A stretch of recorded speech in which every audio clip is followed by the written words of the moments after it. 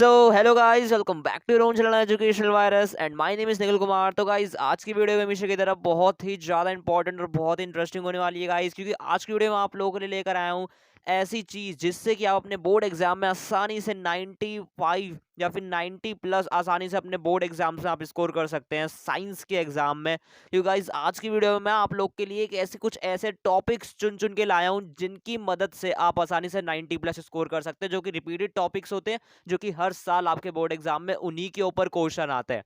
ठीक है, तो आज की वीडियो बहुत इंपॉर्टेंट होने वाली है आप लोगों के लिए। तो अगर आप इंग्लिश मीडियम में, चाहे हो आप हिंदी मीडियम वाले बच्चे हो, अगर आप क्लास 10th में पढ़ रहे हो, तो प्लीज पूरी वीडियो को स्टार्टिंग से एंड तक देखना बिना स्किप करे। ठीक है, अगर वीडियो ओपन कर लिया तो प्लीज पूरी देख कर जाना। ये मैं आपसे बस ऐसे रिक्वेस्ट कर रहा हूँ, देख कर चल जाना प्लीज, क्योंकि ये वीडियो आई थिंक आपका लाइफ चेंज कर सकती है। ठीक है, एग्जाम के पर्पज से आपकी लाइफ चेंज कर सकती है, तो इसीलिए पूरी वीडियो स्टार्टिंग से एंड तक देखना। तो चलिए गाइस स्टार्ट करते हैं। तो गाइस यहाँ पर देख लो, सबसे पहले आप लोगों के लिए लेकर आया हूँ कोर्स स्ट्रक्चर क्लास 10th। देखो कोर्स स्ट्रक्चर क्लास 10 जो कि आपके सपोर्ट मटेरियल में दे रखा है, जो आपका पूरा कोर्स है।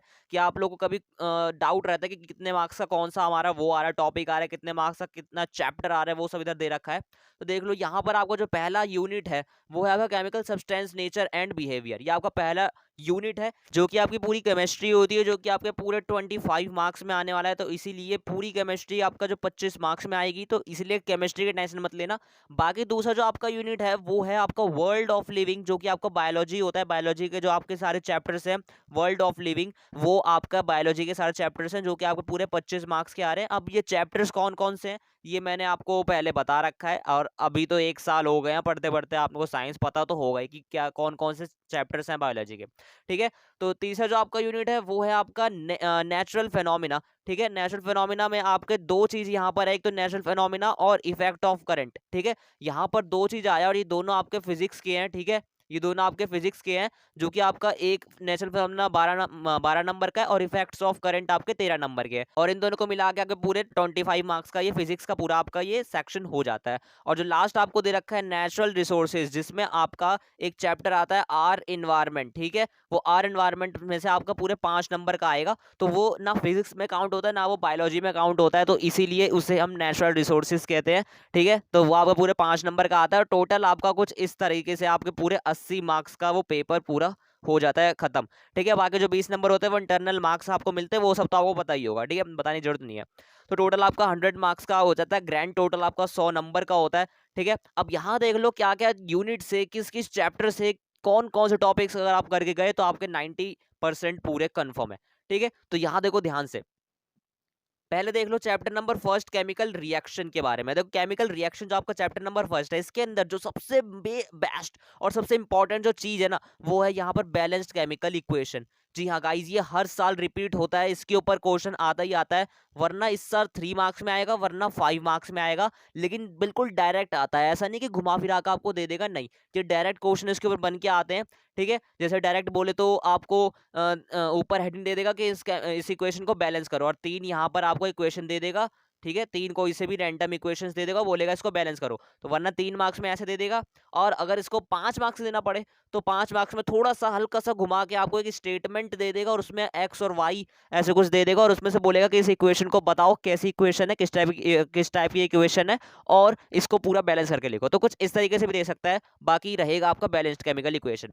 ठीक है, और दूसरा जो आपका टॉपिक है वो है यहाँ पर आपका टाइप्स ऑफ केमिकल रिएक्शन। अब टाइप्स ऑफ केमिकल रिएक्शन के अंदर भी आपके सारे टाइप्स आते हैं, जैसे combination, decomposition, displacement, double displacement, precipitation, endothermic, exothermic, ये सभी आते हैं। आप सोचोगे भैया ये तो आपने सारे ही बता दिया, आपने इंपॉर्टेंट क्या आपने बोला, ये तो सारे आपने बता दिए। तो देखो यहाँ पर पूरी बात सुनो, जो आपके टाइप्स ऑफ केमिकल रिएक्शन है, इसके अंदर भी 2 या 3 ऐसे रिएक्शन अगर आपने इन्हें पढ़ लिया तो आप आसानी से अपने बोर्ड एग्जाम में 90 प्लस तो कर ले आओगे, आराम से ले आओगे। ठीक है, अब वो कौन कौन से रिएक्शन है जो कि आपके हर साल रिपीट होते हैं। एक तो यहाँ पर आपका ऑक्सीडेशन एंड रिडक्शन, इसको पढ़ लेना। ये एजेंट्स भी से पढ़ लेना कि ऑक्सीडाइजिंग एजेंट क्या होता है और रिड्यूसिंग एजेंट क्या होते हैं। ठीक है, एजेंट्स भी पढ़ लेना, और दूसरा आपको जो आपका टॉपिक है या फिर दूसरा जो आपका रिएक्शन है वो है यहाँ पर आपका डिस्प्लेसमेंट रिएक्शन। ठीक है, डिस्प्लेसमेंट रिएक्शन भी बहुत मोस्ट इंपॉर्टेंट रिएक्शन है, इसको पढ़ लेना। डिस्प्लेसमेंट और इसका दूसरा भाई डबल डिस्प्लेसमेंट। ठीक है, यहीं पर है इसका दूसरा भाई डबल डिस्प्लेसमेंट। ये बस 2 3 रिएक्शन है, इनको पढ़ लोगे ना तब भी आपको पूरा काम हो जाएगा। ठीक है, इन्हीं में बेस्ड क्वेश्चन आते हैं। ठीक है, तो ये आपका बात रही chapter number 1 chemical reaction and equation की। यहाँ देख लो chapter number 2 acid base and salt. इसके अंदर यहाँ पर सबसे जो बेस्ट चीज और जो सबसे इंपॉर्टेंट जो आपको पढ़ना है वो है यहाँ पर कंसेप्ट ऑफ पीएच। ठीक है, कंसेप्ट ऑफ पीएच ये पढ़ के जरूर जाना। देखो पीएच का जो कॉन्सेप्ट है ना वो अगर आपने नहीं पढ़ा ना तो फिर तो चैप्टर ही आपने नहीं पढ़ा, क्योंकि इस चैप्टर के अंदर जितना भी आधी चीज जो है ना आधी चीज वो पीएच के ऊपर ही है। इसमें पीएच के बारे में बहुत पूछ देगा, इस पे अलग अलग टाइप के क्वेश्चन आपके पूछ सकते हैं। जैसे डेली लाइफ, हमारे डेली लाइफ में पीएच का क्या काम होता है, या फिर आपको कुछ ऐसा एसिड दे देगा या ऐसा कोई बेस दे देगा या फिर कुछ ऐसे रिएक्शन दे देगा, बोलेगा इसका नेचर बताओ किस टाइप का है, क्या ये एसिडिक है, क्या ये बेसिक है, और इसका कितना पीएच है, लेस देन 7 है, मोर देन 7 है या फिर 7 है। ठीक है, तो ऐसे ही पूछ सकता है। तो ये पढ़ के चल जाना पीएच का क्या कॉन्सेप्ट होता है। ठीक है, स्पेशली हमारे डेली लाइफ में क्या कंसेप्ट होता है जो कि यहाँ पर दे रखा है, पीएच इन एवरीडे लाइफ, इसको पढ़ लेना। और दूसरी जो आपकी चीजें है यहाँ पर वो है आपका सॉल्ट सोल्यूशन। अब ये सॉल्ट सोल्यूशन में क्या है, ब्लीचिंग पाउडर, बेकिंग सोडा, ये sodium hydroxide, plaster of Paris, washing soda, ये सब आते हैं। अब इनमें से भी कुछ इंपॉर्टेंट ऐसे टॉपिक्स है जो कि हर साल रिपीट होते हैं, जो कि सबसे इंपॉर्टेंट वो है आपका ये plaster of Paris, POP. POP पे पढ़ लेना, पीओपी की पूरी रिएक्शन पढ़ के चल जाना। ये हर साल रिपीट होता है और इस बार भी गारंटेड है, 100% शर्त लगा ला। तो गाइज आपके पूरे 3 सेट होते हैं, तो 3 सेट में से ये 1 या 2 सेट में भी आ सकता है, या तो तीनों सेट में आ जाएगा, अगर लक हुआ तो तीनों में आ जाएगा। ठीक है, वरना तो किसी और सेट में आ गया तो आएगा, लेकिन पक्का आएगा। पीओपी के ऊपर क्वेश्चन बन के आता है। और दूसरा जो आपका यहाँ से जो इंपॉर्टेंट टॉपिक है वो है आपका ब्लीचिंग पाउडर। ब्लीचिंग पाउडर के हमेशा हर बार पूछता है कि इसके क्या फायदे होते हैं, इसके क्या इंपॉर्टेंस है ब्लीचिंग पाउडर के, या फिर इसके फायदे बताओ कि क्या इससे फायदा होता है। ठीक है, तो ये पूछ सकता है। तो ये 2 कम से कम पढ़ के चल जाना। अगर आपने अभी तक कुछ नहीं पढ़ा है तो कम से कम इन दोनों को तो जरूर पढ़ लेना। पीएच एक तो पीएच पढ़ लेना, ये पीएच क्या होता है, पीएच का कॉन्सेप्ट पढ़ लेना, और पीओपी और ब्लीचिंग पाउडर के बारे में थोड़ा थोड़ा पढ़ के चल जाना। ठीक है, बहुत है इस चैप्टर से। तीसरा आपका है मेटल्स एंड नॉन मेटल्स। इसके अंदर क्या है, सबसे जो बेस्ट और सबसे इंपॉर्टेंट चीज है वो है रिएक्टिविटी सीरीज। इसको तो स्किप करने की कोशिश मत करना। ठीक है, क्योंकि इस चैप्टर में जितना भी पूरा चैप्टर बेस्ड है वो सब रिएक्टिविटी सीरीज के ऊपर बेस्ड है। तो सीरीज अगर आपको याद है, रिएक्टिविटी सीरीज याद है तो अच्छी बात है, नहीं याद है तो अभी तुरंत कर लो याद। ठीक है, कम से कम एग्जाम टाइम तक तो कर लो याद, ताकि ये इसी के ऊपर बेस्ड आप क्वेश्चन बन के आते हैं। ठीक है, रिएक्टिविटी सीरीज पे बेस्ड आप क्वेश्चन बन के आएंगे, रिएक्शंस कुछ दे देंगे और वो रिएक्टिविटी सीरीज का ही उसके अंदर काम होगा। तो इसमें ज्यादा कुछ नहीं है, रिएक्टिविटी सीरीज पढ़ लेना। और अगर आप थोड़ा बहुत और अच्छे मार्क्स चाह रहे हो तो यहाँ पर properties of metal and non metal भी पढ़ लेना। ठीक है, properties of metal and non metal पढ़ के चल जाना। ठीक है, बहुत है उधर। ठीक है, और यहाँ पर एक और मैं एक और चीज बोलूंगा, यहाँ पर कोरोजन के बारे में पढ़ लेना, कोरोजन एंड इट्स प्रिवेंशन। ठीक है, ये प्रॉपर्टीज वाले एक बार के लिए छोड़ भी देना, लेकिन ये कोरोजन वाला पढ़ के चल जाना, ये बहुत इंपॉर्टेंट है। ठीक है, तो इसको पढ़ लेना। बाकी जो चौथा आपका चैप्टर है कार्बन एंड इट्स कंपाउंड, इस चैप्टर से जो सबसे मोस्ट इंपॉर्टेंट जो है ना वो ये फंक्शनल जो ग्रुप है ये पढ़ लेना। ये मोस्ट इंपॉर्टेंट है, फंक्शनल ग्रुप पढ़ लेना। इसके ऊपर से क्वेश्चन बन के आते हैं, आपको कुछ ऐसे रिएक्शन देते बोलेगा CH3 CH2 और OH, आपको कुछ इस तरीके से दे देगा और बोलेगा कि ये किस फंक्शनल ग्रुप का मेंबर है, या फिर मतलब इसका नाम बताओ। तो आपको इसका नाम बताने के लिए आपको इन्हीं की हेल्प पड़ेगी। ठीक है, इन्हीं की हेल्प पड़ेगी, तो इसीलिए इनको ये पढ़ लेना। दूसरा जो यहाँ पर आपको जो सबसे इंपॉर्टेंट चीज जो पढ़नी है वो है यहाँ की ये आखिरी के कुछ रिएक्शंस। ठीक है, केमिकल प्रॉपर्टीज कह लो कार्बन कंपाउंड के, या फिर कुछ रिएक्शंस है, ये पूरा पढ़ के चल जाना। देखो ये चैप्टर बहुत बड़ा है, तो इसमें से मैं आपको 2 या 3 चीज तो नहीं सजेस्ट करूंगा, क्योंकि इसके ऊपर से 5 नंबर के भी क्वेश्चन आते हैं। तो इसलिए मैं अगर कम से कम भी चीज सजेस्ट करूँ तो वो यही है कि आप ये आखिरी के जितने भी रिएक्शंस है आपके एनसीईआरटी में स्पेशली वो सारे पढ़ के चल जाना, बहुत हो जाएगा उतना ही। ठीक है, ठीक है। अब यहाँ पर देख लो, यहाँ पर अभी पूरी केमिस्ट्री खत्म हो गई, पूरे 25 मार्क्स की आपकी केमिस्ट्री खत्म हो गई, और ये गारंटेड है कि अगर इतना आपने कर लिया तो 25 में से आपके 20 प्लस तो आ ही जाएंगे, 20 या 22 या 23 ऐसे कुछ आपके नंबर आ जाएंगे। ठीक है, 20 प्लस आएंगे, इतने तो कंफर्म है मेरी तरफ से। ठीक है, तो यहाँ देख लो अब आपका स्टार्ट होता है आपका बायोलॉजी। जो कि आपका पहला चैप्टर जिसका लाइव प्रोसेस। लाइव प्रोसेस के अंदर आपको क्या पढ़ना है, आपको सबसे जो इंपॉर्टेंट जिसके ऊपर हर साल बन के आता है वो है न्यूट्रिशन, रेस्पिरेशन और ट्रांसपोर्टेशन। ठीक है, ये 3 चीज पढ़ लेना, न्यूट्रिशन, रेस्पिरेशन, ट्रांसपोर्टेशन। इन तीनों के बारे में ज्यादा नहीं कह रहा हूँ कि बिल्कुल डीपली पढ़ो, नहीं, ऊपर ऊपर का बेसिक ही पढ़ के चल जाओगे ना तब भी आपके लिए बहुत है उतना ही। ठीक है, इन तीनों के बारे में थोड़ा थोड़ा पढ़ लेना। और दूसरा जो यहाँ पर होता है एक्सक्रीशन, ठीक है, एक्सक्रीशन के बारे में हल्का फुल्का पढ़ के चल जाना, इसके बारे में ज्यादा नहीं पढ़ना है। ठीक है, और स्पेशली एक्सक्रीशन इन ह्यूमंस के बारे में पढ़ लेना, प्लांट्स के तो बारे में उतना पूछता नहीं है, और दो ही चीजें प्लांट्स के बारे में, एक दो चीजें ही हैं तो उतना नहीं पूछेगा। बाकी ह्यूमन के अंदर पूछेगा तो ह्यूमन का थोड़ा बहुत एक्सक्रीशन का पार्ट पढ़ के चल जाना। ठीक है, तो बस इतना चीज पढ़ लोगे, बहुत है इस चैप्टर से।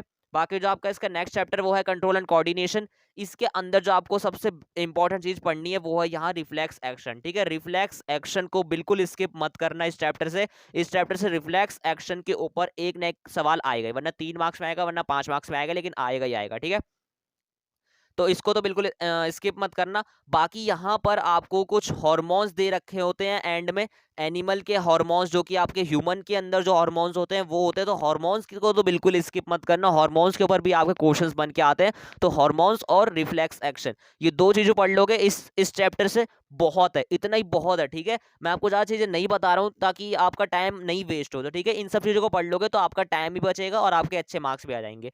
अगला चैप्टर रिप्रोडक्शन। रिप्रोडक्शन चैप्टर से जो सबसे बेस्ट और इंपॉर्टेंट चीज है वो है यहाँ पर आपका जो मेल और फीमेल रिप्रोडक्टिव सिस्टम होता है ना, इसको पढ़ लेना। देखो यहाँ पर जो आपको दे रखा है ये जो आपको दे रखा है ना पूरा, ये reproduction in animals and plants, दोनों चीज दे रखी है, लेकिन आपको जो पढ़ना है वो है सिर्फ रिप्रोडक्शन इन एनिमल्स, क्योंकि इस पे बेस्ड आपका क्वेश्चन बन के आ सकता है। आई थिंक इस साल एक कोई डायग्राम भी आ जाए कि मेल रिप्रोडक्टिव सिस्टम का डायग्राम बनाओ या फीमेल रिप्रोडक्टिव सिस्टम का डायग्राम बनाओ, तो डायग्राम आए तो डायग्राम एक बार प्लीज देख के चल जाना, कम से कम आंखों से देख के चल जाना, बनाने की कोशिश भी नहीं करना, लेकिन देख के तो कम से कम चले जाना। ठीक है, तो उसमें क्या पढ़ना है आपको, रिप्रोडक्शन इन एनिमल्स या फिर ह्यूमन बींग्स कह लो, ये पढ़ के चल जाना। ठीक है, प्लांट्स के बारे में ज्यादा इधर चीज नहीं दे रखी है, असेक्सुअल रिप्रोडक्शन होता है, 5-6 चीजें हैं, थोड़ी बहुत है, वो भी थोड़ा थोड़ा ऊपर से पढ़ के चल जाना। बाकी जो आपको थोड़ा सा पढ़ना है डीपली वो रिप्रोडक्शन इन ह्यूमन बींग्स या फिर एनिमल वाला पढ़ना है। ठीक है, तो अगला चैप्टर यहाँ पर हेरिडिटी एंड इवोल्यूशन। इसके अंदर आपका तो पहली बात तो इवोल्यूशन कट ही गया है, इवोल्यूशन को तो छोड़ ही दो, हेरिडिटी आ रहा है, तो इसके अंदर जो आपको पढ़ना है वो सुन लो। यहाँ पर जो आपको पढ़ना है ना वो है आपका ये मेंडल्स के कुछ लॉ है, ये मेंडल के कुछ लॉ पढ़ के चल जाना। ठीक है, इस पे से भी जो सबसे बेस्ट लॉ जो हर साल आई थिंक आपका हर साल लगभग रिपीट होता है वो है law of dominance. Law of dominance पढ़ के चल जाना, इधर आपको दे नहीं रखा है वो पढ़ के चल जाना। और दूसरा जो यहाँ पर आपका जो एक टॉपिक आता है वो है सेक्स डिटर्मिनेशन, ये आता है, ये आपके केस बेस्ड में पूछा जा सकता है। ठीक है, बायोलॉजी से अगर केस बेस्ड वैसे प्री बोर्ड में आया था, लेकिन अगर बोर्ड्स में वैसे तो शायद नहीं आएगा, लेकिन ये 2 या 3 मार्क्स में आ जाएगा सेक्स डिटर्मिनेशन का, कि ह्यूमन बींग्स के अंदर किस टाइप से सेक्स डिटर्मिनेशन करते हैं। ठीक है, और बाकी एक तीसरा यहाँ पर एक और चीज जोड़ दूंगा वो होता है क्रॉस। ठीक है, क्रॉस बिटवीन आपके पी प्लांट के जो कैरेक्टरिस्टिक होते हैं उनके बीच का जो क्रॉस होता है, मोनोहाइब्रिड क्रॉस या फिर डाई हाइब्रिड क्रॉस, ये सब पढ़ के चल जाना, इतना ही आप लोग के लिए बहुत है। ठीक है, इस चैप्टर से बाकी और कुछ नहीं है। तो यहाँ पर आपका बायोलॉजी भी पूरी खत्म हो जाती है। अब यहाँ से आपका स्टार्ट हो जाता है आपका नेचुरल फिनोमिना, जो कि आपका फिजिक्स होता है, यहाँ से स्टार्ट होता है, जो कि आपका यहाँ पर पहला जो आपका चैप्टर है वो है reflection, light reflection and refraction. यहाँ पर जो आपका आ गया देख लो, यहाँ पर इस चैप्टर से जो सबसे इंपॉर्टेंट, सबसे जो मेन चीज आपको पढ़ के जानी है वो है रे डायग्राम्स। क्या है वो? रे डायग्राम्स। ठीक है, रे डायग्राम्स। ठीक है, रे डायग्राम पढ़ लेना है, इसके कॉनकेव लेंस और कॉन्वेक्स लेंस के, इन सब के रे डायग्राम कम से कम पढ़ के चल जाना। अगर आपने कुछ नहीं पढ़ा है तो रे डायग्राम पढ़ना है, क्योंकि रे डायग्राम ही इस चैप्टर से आता है। और बाकी कुछ न्यूमेरिकल्स इसके आप नेट में से सर्च करके थोड़े बहुत प्रैक्टिस कर लेना, 5-6 न्यूमेरिकल्स ही, थोड़ा बहुत जो मोस्ट रिपीटेड न्यूमेरिकल्स है वो सब एक बार प्रैक्टिस कर लेना। बाकी न्यूमेरिकल्स ही आता है इस चैप्टर से और कुछ नहीं आता। तो एक बार क्या मैंने बोला, न्यूमेरिकल्स थोड़ी बहुत प्रैक्टिस कर लेना, और बाकी रे डायग्राम जो होते हैं उसके बारे में सारे रे डायग्राम को प्लीज पढ़ के एक बार जरूर चल जाना। ठीक है, तो यहाँ पर आपको इतना ही पूछेगा। बाकी एक और चीज यहाँ पर आपका एक आ गया है, refraction of light through a prism. ठीक है, refraction of light through a prism, ये वाला पढ़ लेना, ये 100% आएगा ही आएगा, शर्त लगा लो, ये 100% आएगा आपके, ये 3 मार्क्स में आपके आएगा, ये भी लिख लो आप, 3 मार्क्स में ही आएगा, ना 2 में आएगा ना 5 में आएगा, 3 मार्क्स में ही आपके आएगा। तो ये पढ़ के चल जाना है। स्कैटरिंग ऑफ लाइट भी एक इंपॉर्टेंट टॉपिक है, लेकिन इसे छोड़ दो। जो आपको पढ़ना है वो है refraction of light through a prism, ठीक है, ये पढ़ लेना, इसके ऊपर क्वेश्चन बन के ही आता है। ठीक है, यहाँ पर आपका खत्म हो गया नेचुरल फेनोमिना। अब यहाँ जान लो इफेक्ट्स ऑफ करंट, जो कि आपका हाउ थिंग्स वर्क, जो आपका थीम है, इस पे बेस्ड है। तो यहाँ पर आपका आ जाता है इलेक्ट्रिसिटी चैप्टर। अब इलेक्ट्रिसिटी चैप्टर के अंदर क्या पढ़ना है भैया, ये बताओ जल्दी से। तो देखो, इस चैप्टर के अंदर आपको कुछ नहीं पढ़ना, यहाँ पर बस आपको कुछ फॉर्मूलेज हैं, लेकिन आपको फॉर्मूले भी कुछ ही याद करनी है। जैसे करंट का पढ़ लेना एक बार, ठीक है, करंट का क्या फॉर्मूला होता है वो पढ़ लेना, और दूसरा पावर का। ये दो फॉर्मूले आते हैं, करंट के और पावर के फॉर्मूले पे बेस्ड आपको क्वेश्चन आता है। दोनों पढ़ के चल जाना, उतना ही सफिशिएंट है आप लोग के लिए। और बाकी जो नेक्स्ट यहाँ पर आपका टॉपिक है वो है यहाँ पर आपका ओम्स लॉ, ठीक है, ओम्स लॉ पढ़ के चल जाना। ओम्स लॉ पे बेस्ड आपके क्वेश्चन बन के ही आएंगे, ये 100% शर्त लगा लो, ठीक है। ये भी 100% लिख लो, अभी नोटबुक में नोट डाउन करते जाना अपने। ये आएगा ही आएगा, 100% आएगा। अभी कितने मार्क्स में आएगा वो नहीं बता सकता, लेकिन ये आएगा ही आएगा, शर्त लगा लेना, ठीक है। तो ये आएगा। बाकी जो आपके फिजिक्स का लास्ट चैप्टर है मैग्नेटिक इफेक्ट्स ऑफ करंट, इसके अंदर आपका मैग्नेटिक फील्ड के बारे में थोड़ा बहुत पढ़ लेना कि क्या होती है मैग्नेटिक फील्ड, स्पेशली इसका थ्योरी बेस्ड थ्योरी पढ़ लेना कि क्या मतलब, इसकी डेफिनेशन पढ़ लेना क्या होता है ये, और इसका डायग्राम देख लेना। और जो इस चैप्टर सबसे इंपॉर्टेंट है, जिसके ऊपर से इस साल मुझे गट फीलिंग आ रही है अंदर से कि आएगा ही आएगा, और वो भी केस बेस्ड आएगा, वो है यहाँ पर आपका सोलिनॉइड, ठीक है, सोलिनॉइड। इस टॉपिक को बिल्कुल भी स्किप मत करना इस चैप्टर में से, ये 100% शर्त लगा लो, ये आएगा ही आएगा। इस बार मेरे को बहुत अंदर से फीलिंग सी आ रही है कि आएगा ही आएगा, और वो भी आपका केस बेस्ड में ही आएगा। तो ठीक है, इसलिए मैंने सोलिनॉइड आपको टॉपिक सजेस्ट करा है कि ये टॉपिक भी बहुत इंपॉर्टेंट है इस चैप्टर से, तो इसको पढ़ लेना, ठीक है। बाकी और कुछ नहीं है इसके अंदर। बाकी लेफ्ट हैंड रूल है फ्लेमिंग का, ये थोड़ा इंपॉर्टेंट है, इसको भी थोड़ा पढ़ लेना। बाकी और कुछ नहीं आने वाला, बाकी AC/DC इतना इंपॉर्टेंट नहीं है, ठीक है। तो ये आपका था पूरा मैग्नेटिक इफेक्ट्स का आपका ये पूरा इंपॉर्टेंट टॉपिक से, जो आपके 90% दिलवा देंगे।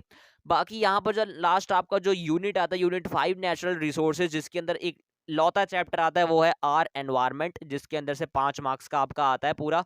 तो वो 5 मार्क्स में आपको क्या क्या पढ़ के जाना है ये देख लो। सबसे जो इंपॉर्टेंट है वो है ओजोन डिप्लेशन, ठीक है, डिप्लेशन, ओजोन डिप्लेशन, ये पढ़ के चल जाना।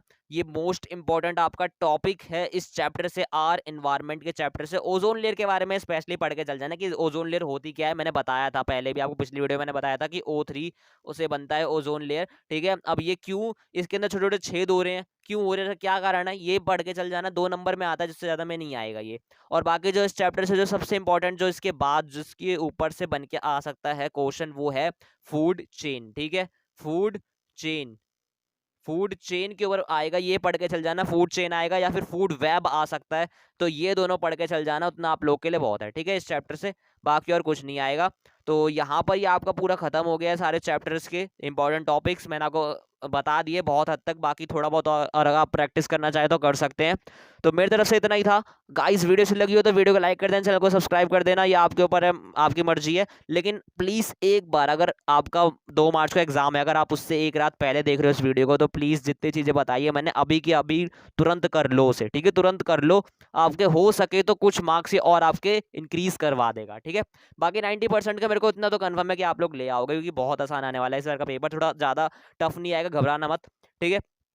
तो गाइस आई होप आपको पसंद आई होगी। शेयर कर देना अपने किसी 10th क्लास में जो आपके भाई है, बहन है, या फिर आपको कोई फ्रेंड है, उसको शेयर कर देना। बाकी हिंदी मीडियम वाले बच्चे जो जिन्होंने देखा इस वीडियो को, तो हिंदी मीडियम में भी मैंने आपको बहुत हद तक बता ही दिया है, ठीक है। तो आई थिंक आपको कोई प्रॉब्लम तो नहीं होनी चाहिए, ठीक है। तो बाकी अभी के लिए इतना ही, मिलता है वीडियो के साथ। For now tata bye bye and see you soon with the next video.